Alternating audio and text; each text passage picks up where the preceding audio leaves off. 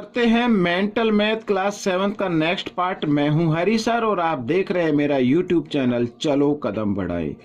जो बच्चे हिंदी मीडियम में पढ़ते हैं उनके लिए अलग से चैनल है जिसका नाम है मैथ्स विद हरी सर। उसको भी आप यूट्यूब पर ज्वाइन कर सकते हैं, वॉच कर सकते हैं। आइए क्वेश्चन नंबर 21 क्या कहता है देख लेते हैं बच्चों। यहाँ पर मैंने पहले से लिख के रखा हुआ, ये देखिए क्वेश्चन नंबर 21। तो बच्चों क्या बताना है, देखो What is the minimum and maximum integral value of length of third side of a triangle whose two sides are 7 cm 10 cm। यानी कि ट्रायंगल की यहाँ पर ये साइड गिवन है बच्चों। इस तरीके से मैं इसको लिख लेता हूँ और या ये इस तरीके से ट्रायंगल बना लेते हैं। तो मान लीजिए एक है 10 सेंटीमीटर, एक है 7 सेंटीमीटर। तो इसकी बताने मिनिमम वैल्यू कितनी हो सकती है और मैक्सिमम वैल्यू क्या हो सकती है, ठीक है, ये हमें बताना है। और बच्चों हम सभी जानते हैं कि sum of two sides is greater than third side, ठीक है, ये तो आपको मालूम है कि ट्रायंगल के अंदर किन्हीं भी टू साइड का सम थर्ड साइड से क्या होता है, ग्रेटर होता है। अगर देखो बच्चों मैं यहाँ क्या करता हूँ, 10 में से 7 माइनस कर देते हैं तो आता है 3।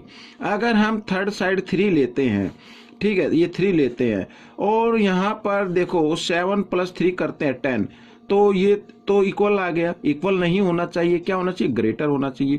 तो 3 की जगह क्या आना चाहिए, 4।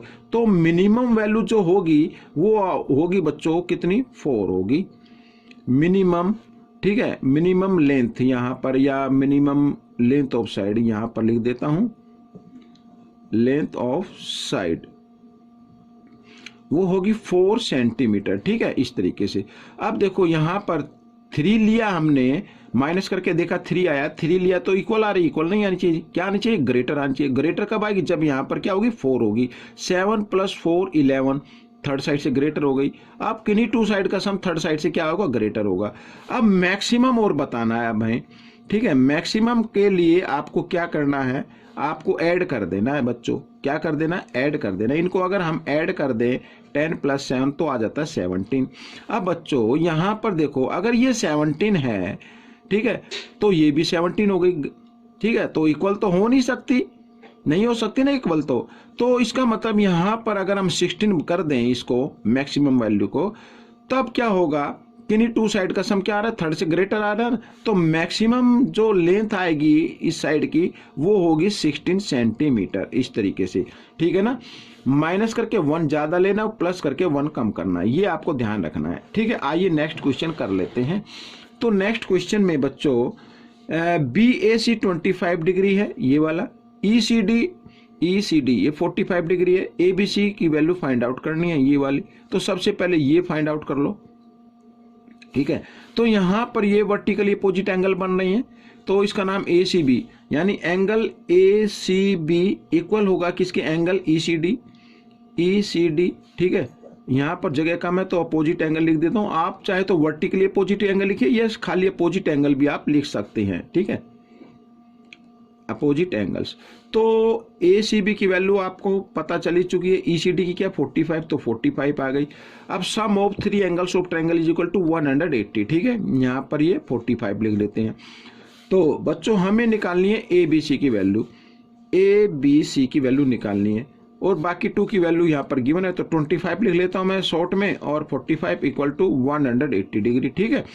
तो ABC ऐड किया तो कितना आ गया, 70 आ गया ना यहाँ पर, जी हाँ 70 आ गया और इक्वल टू 180 डिग्री। और एंगल ABC = 180 - 70 तो आ गया बच्चों 110 डिग्री आ गया। ABC की वैल्यू क्या आ गई, 110 आ गई। आगे क्या लिखा, name the type of triangle, this is obtuse triangle, ठीक है। तो इसे लिख देंगे ऑब्ट्यूज ट्रायंगल।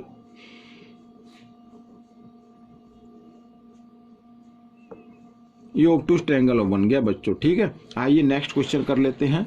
तो नेक्स्ट क्वेश्चन में देखो ट्रायंगल ART एक ट्रायंगल है। Angle A 32 degree, angle R 64 degree, angle T 84 degree, then which side is the smallest side बतानी है।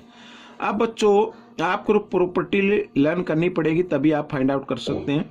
ट्रायंगल की प्रॉपर्टी क्या कहता है कि स्मॉलेस्ट एंगल के अपोजिट साइड क्या होती है, स्मॉलेस्ट साइड होती है, और ग्रेटर एंगल के अपोजिट साइड क्या होती है, ग्रेटर होती है। ये याद रखना है। अगर ग्रेटर पूछा जाता तो ग्रेटर एंगल क्या है, 84। 84 के अपोजिट साइड कौन सी आ रही, ए बी, तो सॉरी ए आर, तो ए आर इसमें क्या होगी, लार्जेस्ट साइड होगी। लेकिन हमसे तो स्मॉलेस्ट पूछा है, तो स्मॉलेस्ट एंगल क्या है, 32, और 32 के अपोजिट कौन सी साइड आ रही है, आर टी, तो आर टी इसमें स्मॉलेस्ट साइड होगी। ठीक है, स्मॉलेस्ट साइड यहां पर आर टी, यहां पर लिख भी सकते हैं opposite side of smallest angle, ये याद रखना आपको। ठीक है, opposite sides of smallest angle. और ग्रेटर पूछा जाता तो फिर वही मैंने बताया कि ग्रेटर एंगल के अपोजिट साइड ग्रेटर होती है। ठीक है, ये क्वेश्चन आपका हो गया है। अब यहां पर बच्चों क्वेश्चन नंबर 24 कर लेते हैं। तो फाइंड द वैल्यू ए की वैल्यू फाइंड आउट करनी है बच्चों।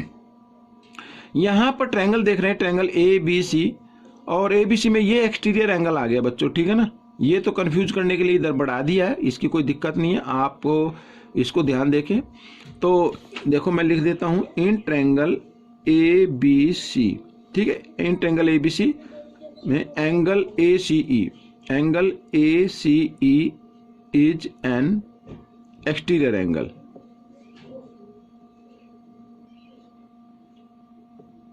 ठीक है, एक्सटीरियर एंगल हो तो एंगल ए सी ई की वैल्यू क्या होगी, angle A plus angle B के इक्वल होगी, सम के इक्वल होगी। ठीक है, तो यहां पर तो ये तो आप कई बार जान चुके कि एक्सटीरियर एंगल इक्वल होता है अपने इंटीरियर अपोजिट एंगल के सम के इक्वल होता है। ठीक है, तो ए सी ई की वैल्यू है 5a और इक्वल यहां पर है बच्चों 36 और b है 2a। ठीक है, अब a को a के साथ मैच कर लीजिए, तो 5a इधर ये आकर माइनस का हो जाएगा, माइनस 2a इक्वल 36 इस तरीके से, और माइनस किया तो क्या आ गया बच्चों, 5 में से 2 माइनस करेंगे 3a आ गया इक्वल टू 36। अब a की वैल्यू निकाल लेते हैं, a की वैल्यू मैं इधर निकाल लेता हूँ।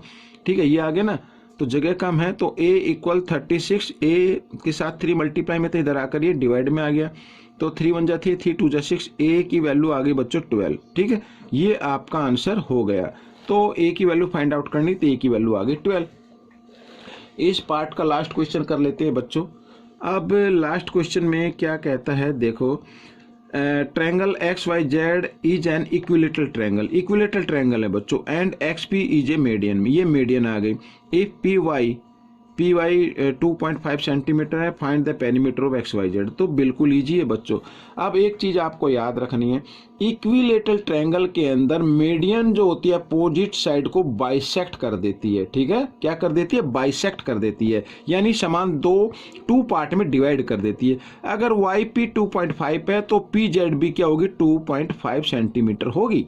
ठीक है, और we know that the side of equilateral triangle are equal in length। सभी साइड क्या होती है, लेंथ में इक्वल होती है। तो 2.5 और 2.5 टोटल हो गया 5, तो ये हो गई 5 सेंटीमीटर, तो ये भी आ जाएगी 5 सेंटीमीटर, और ये साइड भी आ जाएगी 5 सेंटीमीटर। ठीक है, एक चीज आपको याद रखनी है, वो क्या है कि इक्विलेटरल ट्रायंगल के अंदर अगर मीडियन डाली जाती है तो मीडियन अपोजिट साइड को क्या कर देती है, बाइसेक्ट कर देती है। ठीक है, ये मैं लिखूंगा नहीं, आपको याद रखना है। तो हमें पेरीमीटर निकालना है, तो पेरीमीटर निकाल लेते हैं, पेरीमीटर। ठीक है, पेरीमीटर क्या होगा, X Y plus Y Z और प्लस एक्स जेड, तीनों साइड के सम को पेरीमीटर बोलते हैं।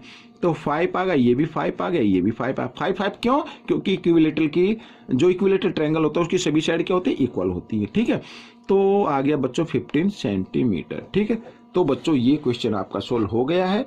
आपको ये क्वेश्चन कैसा लगा मुझे जरूर बताएं, और इसमें से सीखकर दूसरे बच्चों को जरूर सिखाएं। मिलेंगे नेक्स्ट पार्ट में, till then keep practising and thanks for watching this video.